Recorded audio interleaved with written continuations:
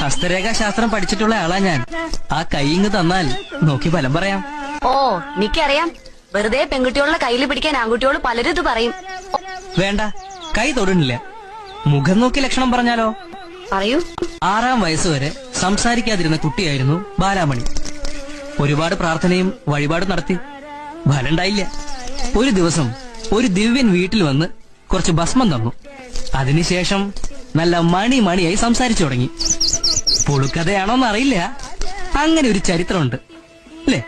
എന്റെ കൃഷ്ണ, ഇതെങ്ങനെ അറിഞ്ഞു? ആരോ പറഞ്ഞു തന്നാ. ഇല്ലാണ്ട് അറിയില്ല. ഞാൻ ജാനുവച്ചോട് പറഞ്ഞിട്ടതാ തോന്നണേ. അവിടെ ഇരിക്കേ. ആ ശരി, മറ്റൊന്ന് പറയാം.